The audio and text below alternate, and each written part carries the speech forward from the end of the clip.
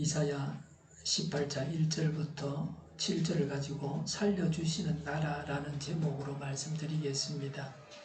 작년부터 전문가들은 올 4월에 코로나 대유행을 예고했습니다. 수도권과 부산과 영도에 환자가 많이 발생하고 있습니다. 서울에서는 밤 10시에 술집 문을 닫으면 편의점에서 술을 사가지고 청계천과 한강공원과 거리에서 술을 마시고 있답니다. 술 마시고 취하면 방역수칙을 어떻게 지키겠습니까? 교회에서 감염자가 발생했다고 하면서 교회를 신뢰하지 못한다는 여론조사 결과를 발표한 언론도 있습니다. 교회가 몸을 도살해야 할 때입니다. 최고의 효율을 보이는 백신이 노바백스입니다. 노바백스는 변종에도 효율이 높은 걸로 제가 기억합니다. 아마 50% 이상 되는 걸로 알고 있습니다. 노바백스 백신은 우리나라에서 위탁 생산하는 것이 아니라 기술을 이전받아서 대량으로 만들 수 있습니다. 그러면 백신 공급에 속도가 붙을 것입니다. 지금 아스트라 백신을 인도에서 주질 않아서 우리나라가 제대로 백신을 공급받지 못하고 있는 그런 상황인데, 우리나라 밖으로 나가는 걸 막지 못하는 것은 노바백스 때문이 아닌가 그런 생각을 합니다. 사실 아스트라는 변종에 대해서는 효율도 아주 낮은 겁니다. 유럽과 미국에서 노바백스 허가 절차를 주시하고 있습니다. 사용 승인을 받을 때까지 우리가 기다려야 합니다. 이 일이 빠르게 진행되게 해주십사고 간구합니다. 지금은 방역수칙을 지키고 감염되지 않아야 합니다. 4월 대유행을 막아야 합니다. 예수님은 제자들과 자신을 따르는 자들에게 여러 번 자신이 죽임을 당한다고 말씀하셨습니다. 그래서 많은 제자들이 떠나갔습니다. 남은 제자들도 제대로 이해하지를 못했습니다. 예수님이 죽으신다는 데에서 이해하지 못했습니다. 마태복음 17장 22절부터 23절에 인자가 곧 사람들의 손에 넘어갈 것이다. 사람들은 그를 죽일 것이다. 그런데 그는 사흘째 되는 날에 살아날 것이다. 그렇게 말씀하시니 그들은 몹시 슬퍼하였다고 했습니다. 예수님의 죽으심은 자신이 친히 생명의 떡이 되시고 참된 음료가 되셔서 예수님을 먹는 자 곧 예수님을 믿는 자에게 영생을 주려고 하셨습니다. 예수님께서 예루살렘에 입성하시고 부활하시기까지 행적을 말씀드리고자 합니다. 첫째 날은 종려주일입니다. 종려주일은 부활주일 직전 주일입니다.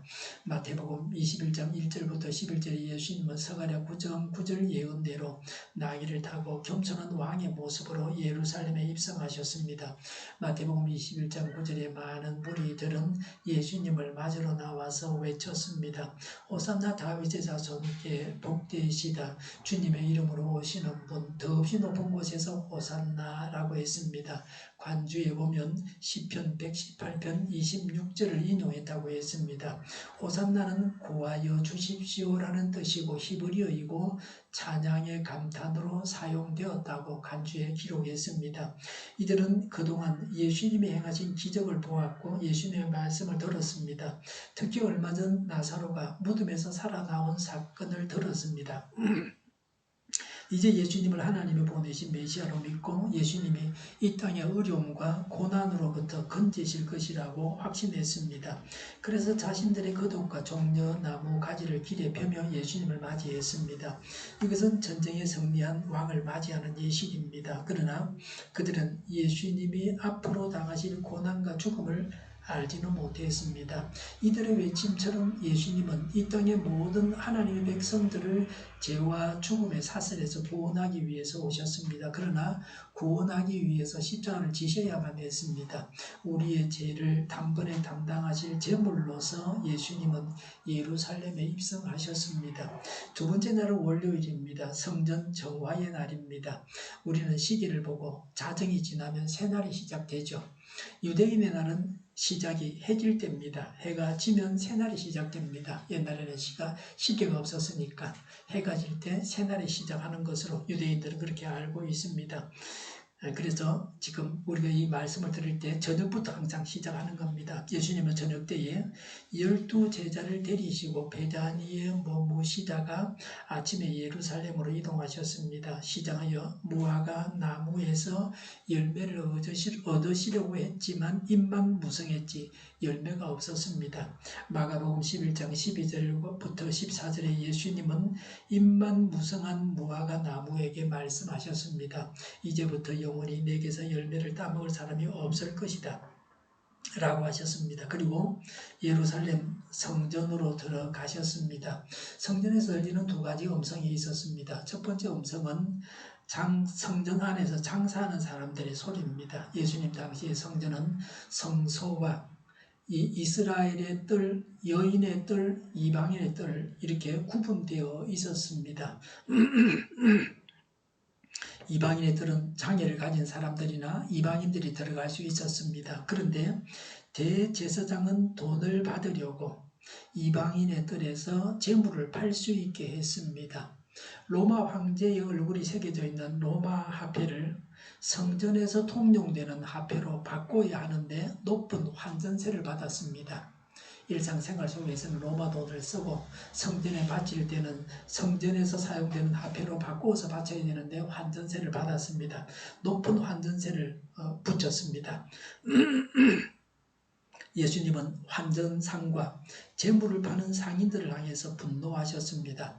마태복음 21장 13절에 너희는 강도들의 소굴로 만들어 버렸다고 하셨습니다.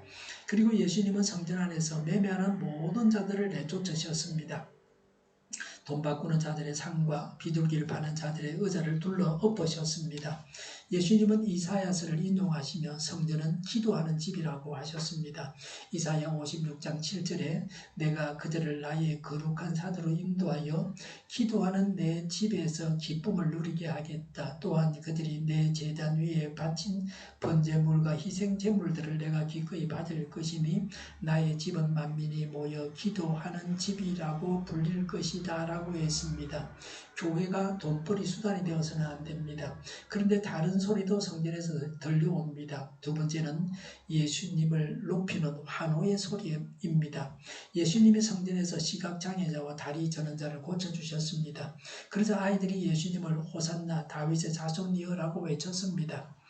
우리가 교회에 나오는 목적은 예수님을 통해서 하나님 아버지께 나아가기 위해서입니다. 그래서 교회가 삼위 하나님께 초점을 맞추어야 합니다. 말씀을 배우고 기도하고 찬양할 때 하나님을 기쁘시게 해드릴 수 있습니다. 세 번째 날은 화요일입니다. 변론과 감람산 설교가 있었습니다. 다시 저녁에 예루살렘 바깥으로 나가셨다가 아침에 성 안으로 예수님이 들어오셨습니다.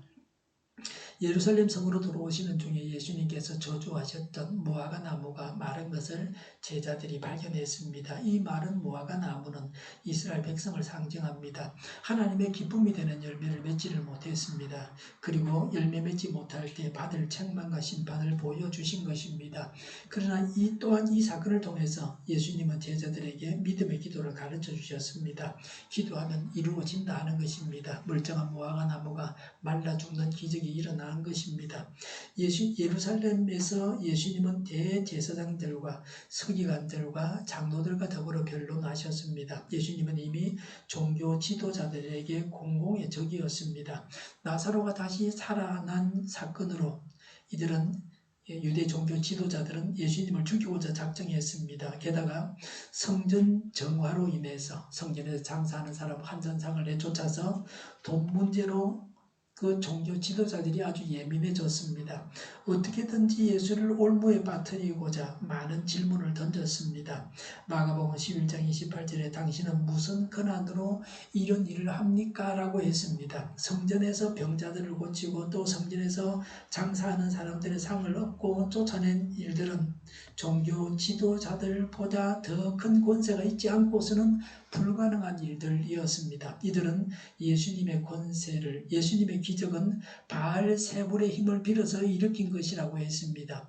대제사장이 허락한 장사를 방해하는 것은 대제사장의 권위에 도전하는 것입니다. 예수님은 반대로 이들에게 요한의 세례가 하늘에서 온 것이냐 사람에게서 온 것이냐고 물으셨습니다. 이들은 요한을 하나님께서 보내신 선지자라고 믿지 않았습니다. 그러나 사람들은 요한을 참 선지자로 믿기 때문에 솔직하게 답할 수도 없었습니다. 결국 이들이 하나님이 보내신 선지자도 또 하나님의 아들도 인정하지 않았다는 것을 예수님은 꼭 집어내셨습니다. 마가복음 12장 14절에 황제에게 세금을 바치는 것이 옳습니까? 라고 질문했습니다. 바리새인들과 헤롯 당원들 중에 몇 사람이 예수님을 책잡기 위해서 했던 질문입니다. 로마 황제에게 세금을 바치라고 하면 로마의 반감을 가졌던 유대인들은 예수님의 말씀은 더 이상 받아들이지 않을 것입니다. 반대로 황제에게 세금을 바치지 말라고 한다면 로마의 반역자가 됩니다.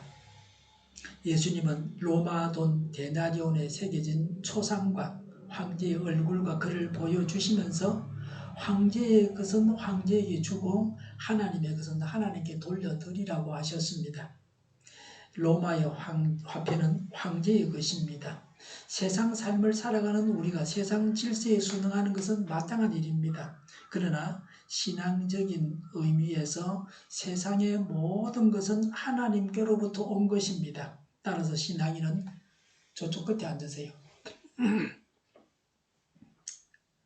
그 모든 것을 하나님께 돌리는 것이 마땅합니다. 종교 지도자들은 그 외에도 여러 말로 예수님을 시험했습니다.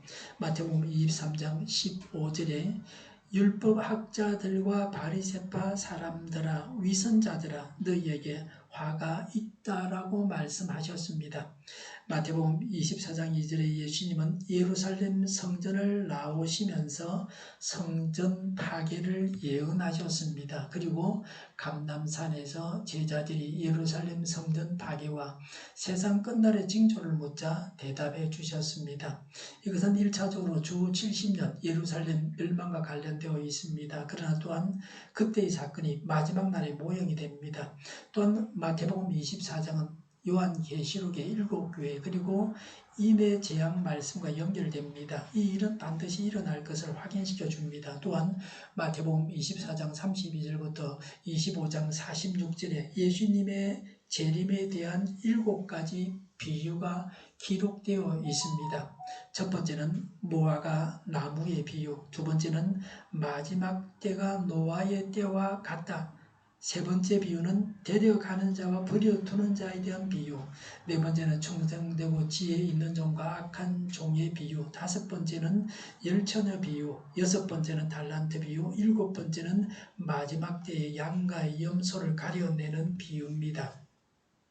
넷째 날은 수요일입니다. 장례식을 준비하고 배신의 날입니다. 요한복음 12장 1절부터 3절에 유월절 여세 전에 예수님은 베다니에 가셨습니다. 마리아가 예수님의 발에 귀한 향유를 부었습니다. 예수님은 유월절을 맞이하시려고 일찍이 예루살렘에 가셨습니다. 낮에는 예루살렘 성전에서 일을 하셨고 밤에는 나사로, 마르다, 마리아 남매의 집에 있는 남매의 집이 있는 베다니에 머무셨습니다. 마가복음 14장 1절에 마리아가 향유를 부은 때가 6월절 이틀 전이었습니다. 마리아가 부은 향유의 값은 300데나리온이었고 1년치 노동자의 임금에 해당하는 금액이었습니다. 이런 향유를 붓는 행위는 예수님을 귀하게 여기는 행동이었을 뿐만 아니라 시신에 사용하는 향유로서 곧 있을 장례식을 암시합니다. 마리아는 예수님을 사랑해서 자신을 낮추며 가장 귀한 것을 드렸습니다. 가룟 유다는 예수님의 12제자 중에 한 명인데 자신의 이익을 위해서 예수를 팔 계획을 세우고 있었습니다. 두 사람은 극한 대조를 보이고 있습니다. 이 세상은 지금도 두 종류의 사람이 살아가고 있습니다. 요한복음 12장 6절에 요한은 가룟 유다가 말로는 가난한 자를 위해 하는 것 같으나 실상은 자기 주머니를 불리기 위해서 도둑질하는 자라고 했습니다. 유다는 예수를 팔기 위해 대제사장들과 접촉했습니다. 그동안 예수님이 많은 사람들에게 둘러싸여 있어서 대제사장들은 예수님을 잡지 못했습니다. 그런데 가룟 유다를 통해서 예수님을 죽일 기회를 얻어서 기뻐했습니다. 가룟 유다는 돈을 받기로 약속을 받아서 기뻐했습니다. 베드로는 예수님보다 더 사랑하는 것을 가질 때 일어나게 됩니다. 반대로 예수님을 귀하게 여기는 자는 예수님도 그를 기억하시고 존귀하게 세우십니다.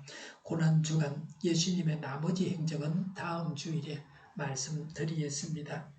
이사야 18장 1절부터 7절 오늘 본문을 가지고 말씀드리겠습니다. 에디오피아 구스에 대한 예언입니다. 유다는 아시리아로부터 침략을 당할 때 에디오피아를 의지했습니다.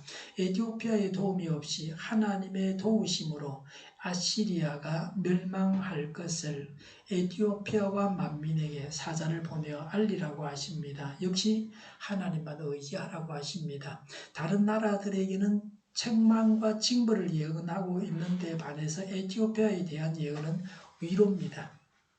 현재 에티오피아는 아프리카에서 기독교 인구가 제일 많은 국가입니다.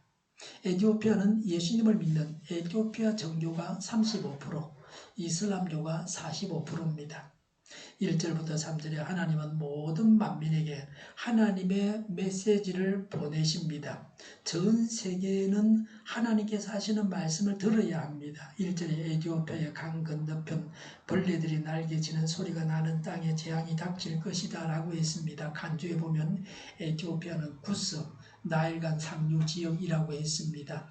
에티오피아의 땅은 높은 온도와 습도가 높았습니다. 그래서 파리떼가 덜 끓었습니다. 벌레들이 날개를 치는 소리가 나는 땅이라고 그렇게 말하고 있는 겁니다. 습도가 높고 온도가 높아서 파리떼가 덜 끓는 그런 땅이라서 벌레들이 날개 치는 소리가 나는 땅이라고 했습니다. 아시리아의 진입에 대비해서 에티오피아의 부산설은 전쟁 준비 현황을 비유적으로 말한 것입니다. 위치상으로 유다는 아시리아와 에티오피아 사이에 있습니다. 아시리아가 유다를 침공함으로 에티오피아는 자신들이 그 다음 공격 목표임으로 긴장하게 됩니다. 그래서 에티오피아는 미리 군대를 소집하기도 하고 주변 민족들에게 도움을 요청하기도 합니다. 그러나 이사야를 통해서 아시리아의 침공에서 유다를 구하시고 아시리아를 멸망시킬 것을 약속해 주셔서 에티오피아인들의 염려를 불식시키고 있습니다. 2절에 그들이 갈대의 배를 물에 띄우고 100길로 사절단을 보낸다. 너희 민첩한 사절들아 가거라. 강물이 여러 갈래로 나뉘어 흐르는 땅으로 가거라. 거기에 사는 민족국 키가 매우 크고 근육이 매끄러운 백성 멀리서도 두려움을 주고 적을 짓밟는 강대국 백성에게로 가거라 하고 했습니다. 아시리아의 위협에 에티오피아인들은 매우 두려워했습니다. 주변국의 도움을 요청하기 위해서 사절들을 나일강과 갈대배를 이용해서 각국에 파견하는 모습을 묘사하고 있습니다. 강물이 여러 갈래로 나뉘어 흐르는 땅은 나일강의 치료가 많이 흐르고 있는 이집트를 말합니다. 키가 매우 크고 근육이 매끄러운 백성은 에티오피아 사람입니다. 아시리아의 위협에 직면해서 이미 다른 나라의 원조를 요청하기 위해서 가 있는 에티오피아 왕가의 사신들을 향해서 이사야가 경고하는 말입니다. 하나님께서 아시리아를 무찌르실 것이니 에티오피아 사신들은 아무 걱정 말고 본국으로 돌아가라는 겁니다. 이사야가 하나님의 말씀을 전했듯이 우리는 하나님의 사자로서 하나님의 말씀을 모든 사람에게 전할 책임이 있습니다.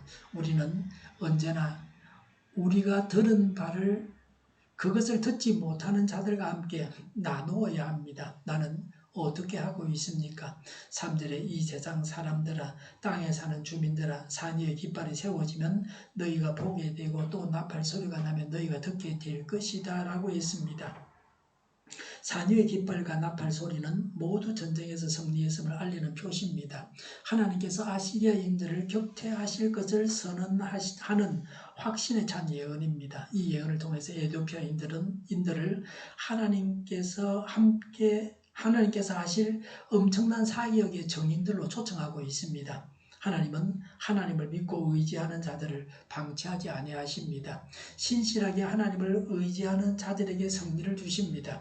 두려워하지 말라고 하십니다. 눈에 보이는 사람을 두려워하지 말아야 합니다. 강대국도 다 하나님의 손안에 있습니다. 우리나라 주변에는 강대국들이 많이 있습니다. 중국, 러시아, 미국, 일본 다 강대국들입니다. 북은 핵 보유국입니다. 우리를 위협하고 있습니다. 이제는 북까지 강대국 행세를 하는 세상이 되었습니다. 주변 강대국들만 보고서 두려워해서는 안 됩니다. 우리나라가 하나님께서 흥하게 하시는 나라가 되어야 합니다. 그러지 않고서는 살아남을 수가 없습니다.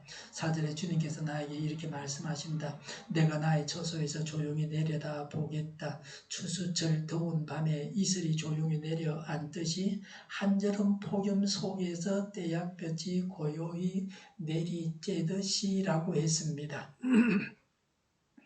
하나님은 일정 범위 내에서 악인의 행포를 용납하신다는 겁니다. 행포를 악인이 행하도록 내버려 둔다는 거죠.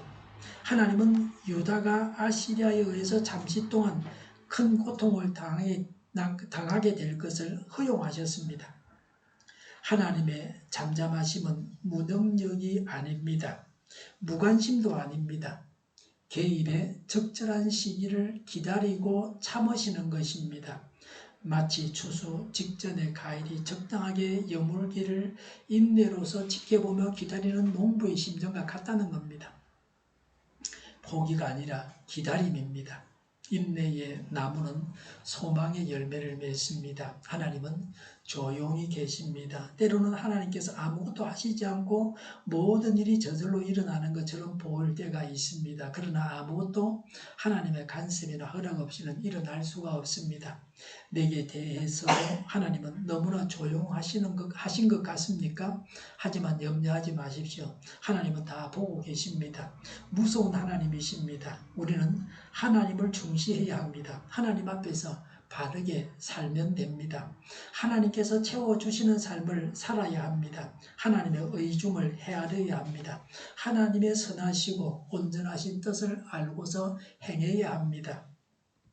이사야 18장 5절에 곡식을 거두기 전에 꽃이 지고 신 포도가 연걸 때에 주님께서 연한 가지들을 낫으로 자르시고 뻗은 가지들을 찍어버리실 것이다 라고 했습니다. 아시리아가 유다를 거의 함락시키기 직전에 하나님의 징벌로 몽울락하게 된다는 것입니다. 설일이 있습니다. 당하는 자로서는 고통스럽습니다. 6절에 산의 독수리들과 땅의 짐승들이 배불리 먹도록 그것들을 버려두실 것이니 독수리가 그것으로 여름을 나고 땅의 모든 짐승이 그것으로 겨울을 날 것이다 라고 했습니다. 아시리아 군대가 하나님의 권능에 의해서 멸망을 당해서 아시리아 군대의 시체가 독수리와 날 짐승들이 여름과 겨울 동안에 먹을 먹이가 될 것이라고 예언을 하셨습니다. 아시리아 군대의 패망이 상상할 수 없을 정도로 비참하고 처절할 것을 암시합니다. 악인의 종말이 이러합니다. 악인이 세상의 주인으로 군림하며 온갖 범죄와 부조리를 일삼다가 최후는 가장 비참한 모욕과 치욕을 당합니다. 하나님은 필요할 때 일하십니다. 때로는 우리가 하나님이 아무 일도 하시지 않는다고 불평할 때 실제로 하나님은 일을 시작하고 계십니다. 하나님은 너무 빠르지도 않게 너무 늦지도 않게 일하시는 것을 우리가 알고 믿어야 합니다. 우리나라에 하나님께서 일하시는 손길을 우리가 기대하고 있습니다. 7절에 그때의 만군의 주님께서 예물을 받으실 것이다. 강물이 여러 갈래로 나뉘어 흐르는 땅, 거기에 사는 민족, 곧 키가 매우 크고 근육이 매끄러운 백성, 멀리서도 두려움을 주고 적을 짓밟는 강대국 백성이 만군의 주님께 드릴 예물을 가지고 만군의 주님의 이름으로 일컫는 곳 시온 산으로 올 것이다 라고 했습니다. 아시리아 군대가 많은 것을 보고 에티오피아인들이 하나님의 권능을 깨달아서 자발적으로 하나님께 경배하기 위해서 많은 예물을 준비해서 예루살렘에 올 것을 예언했습니다. 궁극적으로 예수 그리스도께서 권능으로 재림하셔서 원수 사단을 진멸하시는 강령을 목격한 세계 만방의 민족들이 예수님의 권능 앞에 무릎을 꿇고 자발적으로 경배드리기 위해서 새 예루살렘으로 모이게 되는 사건을 예언하고 있습니다. 하나님은 사람들을 자기에게로 이끄십니다. 이들의 에티오피아 사람들이 하나님의 메시지를 듣고 5절과 6절에 하나님의 심판을 볼 때에 돌이켜 하나님을 인정하게 되리라는 것입니다. 우리는 하나님께서 이렇게 이끌어 주셨습니까? 한국을 이끄시는 하나님의 손길을 보아야 합니다. 우리나라가 망하는 조건을 갖추지 않아야 합니다.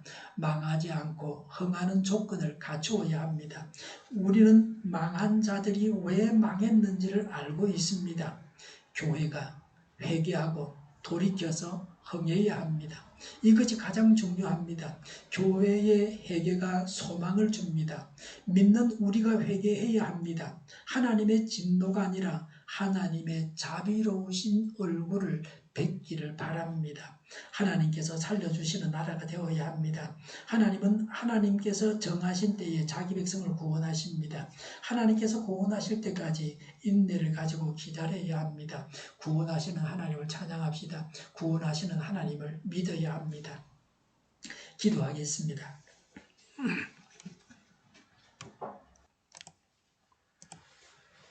정의가 강물처럼 흘러가게 하여 주시옵소서. 모든 언론이 제 역할을 다하게 하옵소서. 성경에 반하는 국가법이 제정되지 않게 하여 주시옵소서. 코로나19가 대치되고 바로 백신 접종이 완료되고 치료제가 나오고 같은 생활이 끝나게 하여 주시옵소서. 수도권과 부산과 영도의 환자 복종을 막아 주옵소서. 오늘보다 내일이 더 낫게 하여 주시옵소서. 우리 동일교회가 만군호집하게 하여 주시옵소서. 예수 이름으로 명하노니 모든 병만은 물러가고 몸의 모든 부분들은 온전하게 될지어다. 신유의 기적을 베푸셔서 지금도 저희의 질병을 고쳐주시옵소서.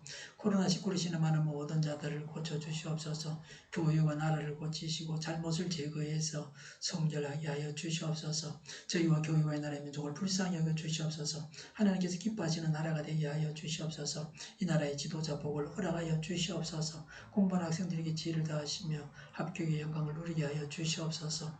늘 맑은 공기를 마실 수 있게 하여 주시옵소서. 주 예수 그리스도의 은혜와 하나님의 사랑과 성령의 사귐이 예수님의 부활을 믿고 하나님의 구원하심을 믿는 모두와 함께 하기를 빕니다. 아멘.